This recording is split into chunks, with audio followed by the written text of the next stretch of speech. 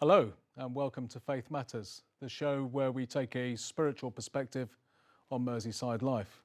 And our studio guest today is Helen Roberts, who's a practicing pagan.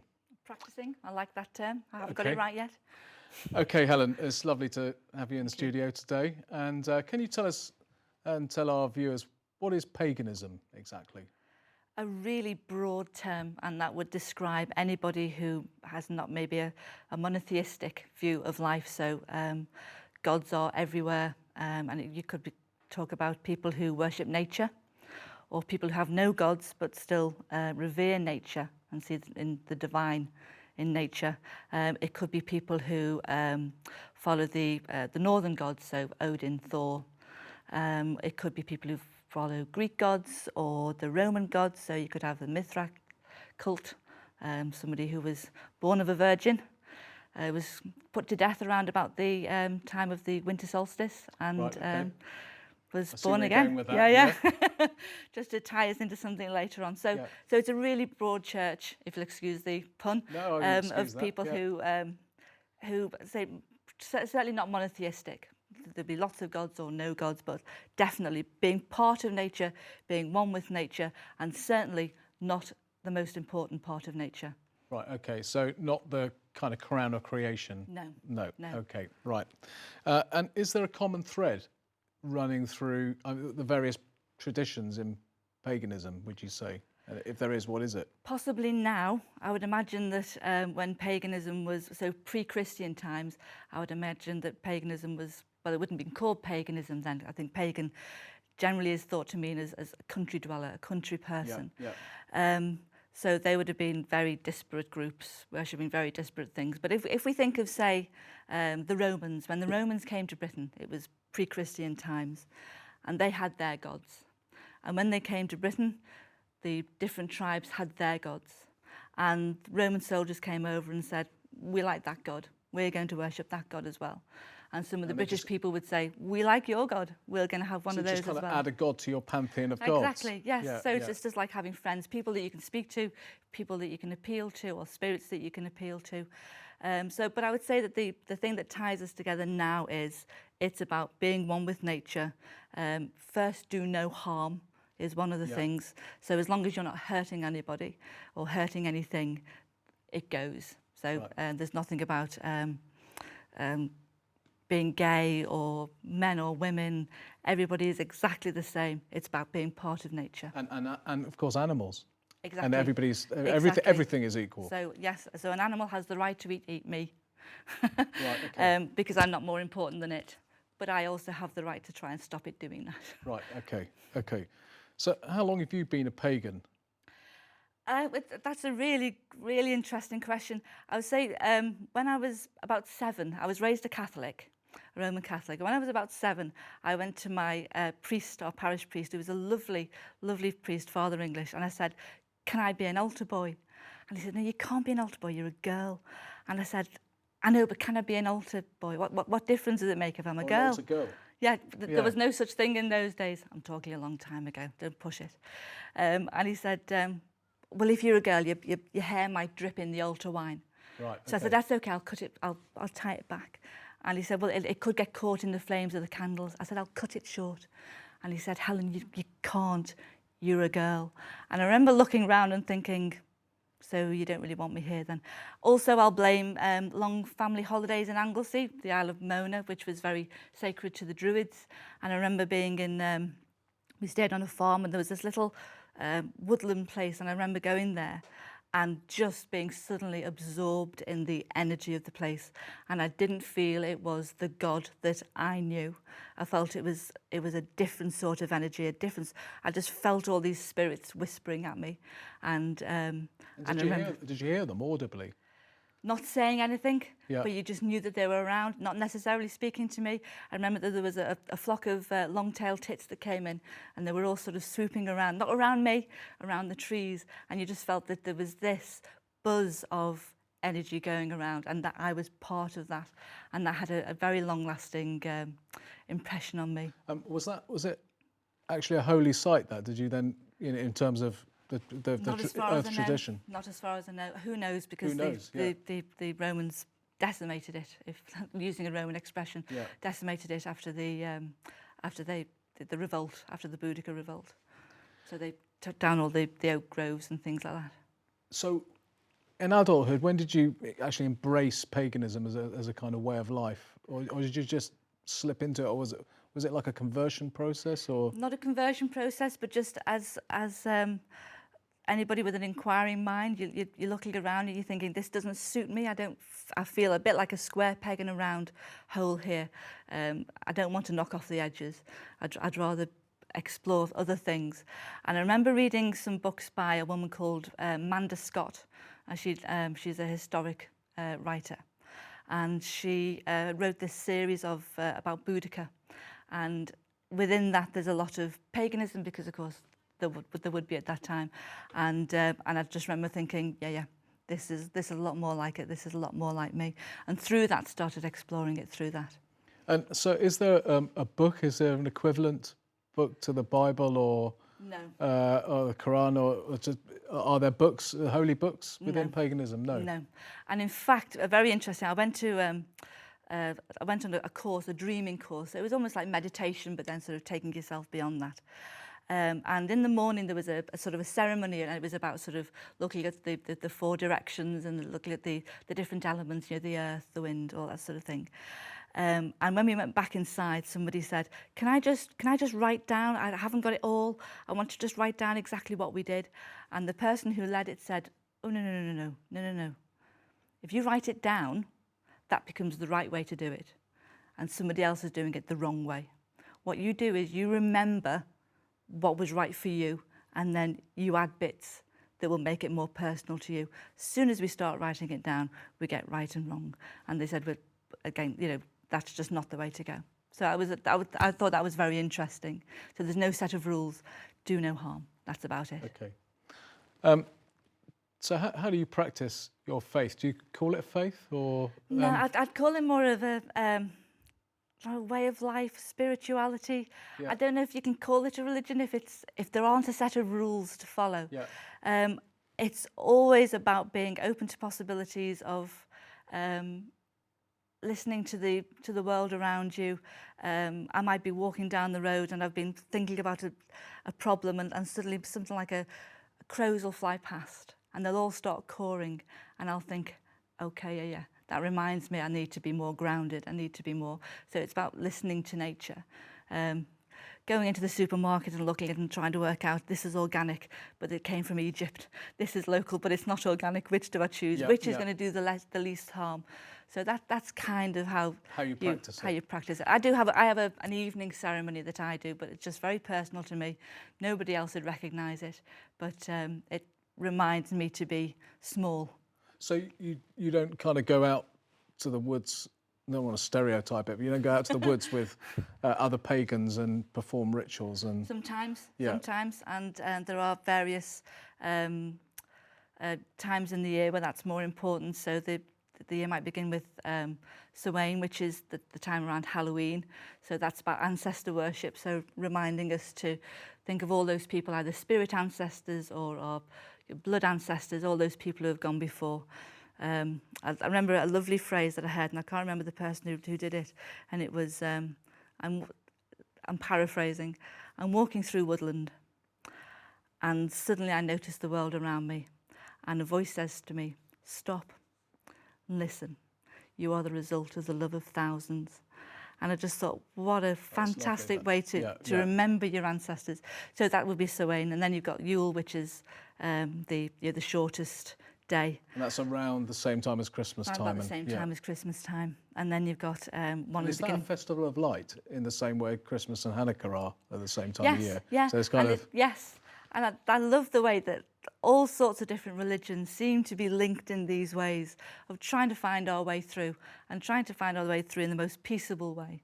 Yeah, I mean, we'll come to this in the second half, but people have said that it was generally thought that Christians pinched this stuff from the that the whole light and dark thing and adapted it in a way. You think that's true? From the original. That seems a little cold and calculating to me. Yeah. It's not as if Christians arrived from a different planet, they would have been people who were now exploring a different God. So everybody's had their gods, now they have this God. So it would have been natural for them. Also living in a time when it was really important to be grateful that you had survived the winter, and to be welcoming in the fact that the days were getting lighter, because it meant that you had lived through that. So nature would have been far more important in any case. So I think a lighting of fires and candles and all those sorts of things are a very human way for us to explore these things. Well, thanks, Helen. We're going to go to our commercial break now, and then when we come back, we're going to talk more about religion and the compatibility between paganism and mainstream religion. So join us after the break for Faith Matters.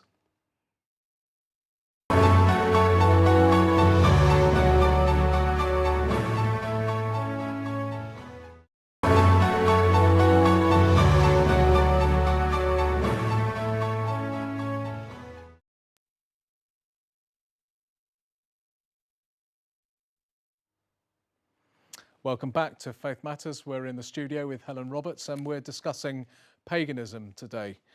Helen, you said that you didn't think that paganism was a religion, you personally. Is that right? I personally don't think it's a religion. I think it's more of a spirituality or a way of life. It's a hard one, but say there's no set rules to follow. And it's such as I say, a broad spectrum of people. But are there any pagans who would consider it to be a religion, do you think? Yes, I would say that there are people who would argue it, and good luck to them. Yeah, okay. What would you say was a religion as opposed to a spirituality? Well, that's a good question. For me, religion tends to be it's more of an institutional word. Right. Well, so as a Christian, I would prefer to call myself a follower of Jesus, and I'm increasingly using that term. But I'll come to that in a moment. How does paganism, as a set of traditions, disciplines, how does it relate, do you think, to mainstream religion? Is there any dialogue going on that you know of, that you're involved in? I would suggest that it's the Christian God is a God amongst a lot of other gods. So there would be no problem with the fact that some people worship that God.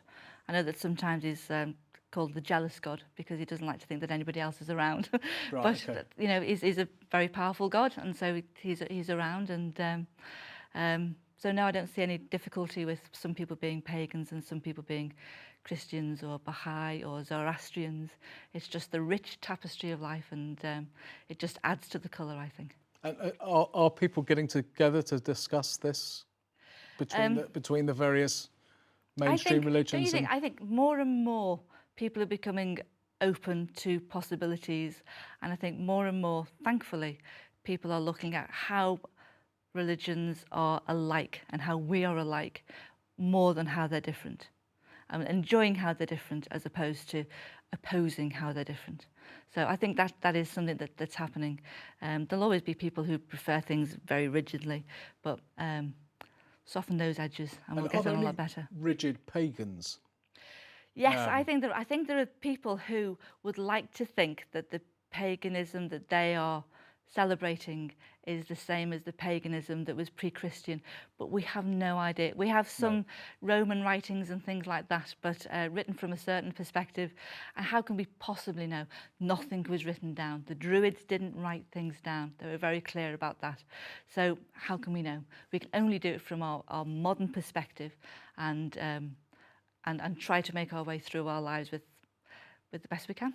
Well, I think it's interesting because that's true of Celtic Christianity. Yes. That, there's a lot of books being written on Celtic Christianity, but not a lot of it is actually rooted in historical documents because like you said, it wasn't written down. Yeah. But we know with the Celtic cross, which is the cross of Christ inside a circle, that is actually a combination, a fusion of a very pagan symbol, the circle.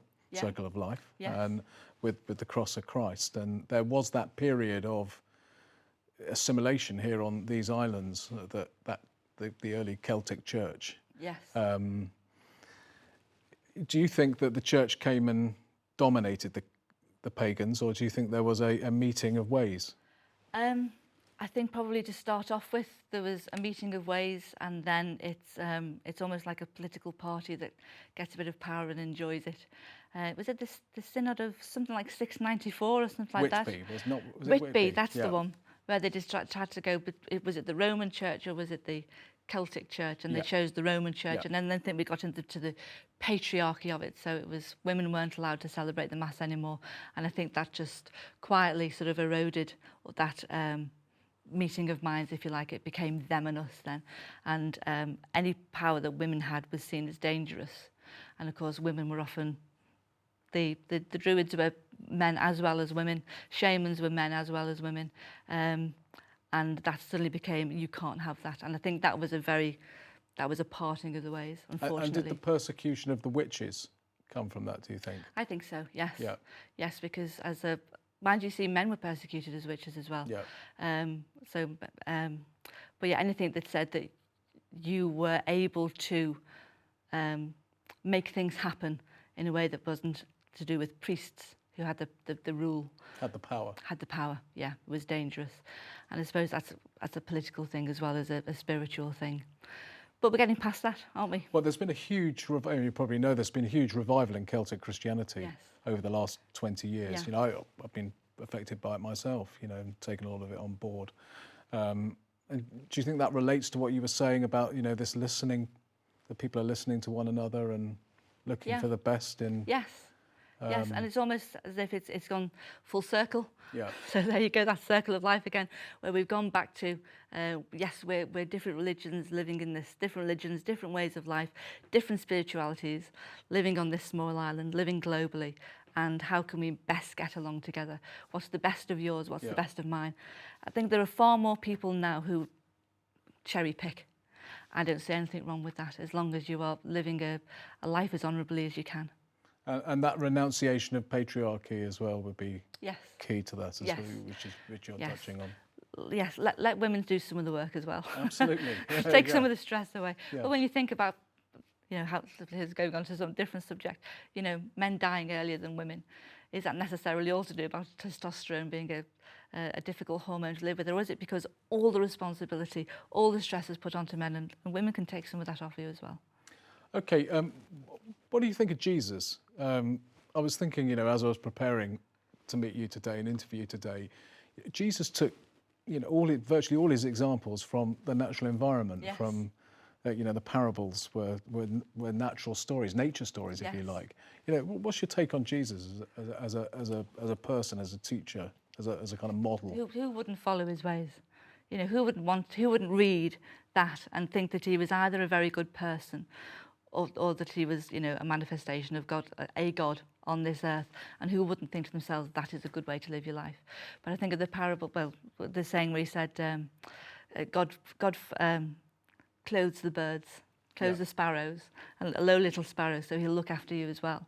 So, and that echoes with us in that everything is important, everything has a right to life, everything has its energy that needs as supporting as much as anybody else's.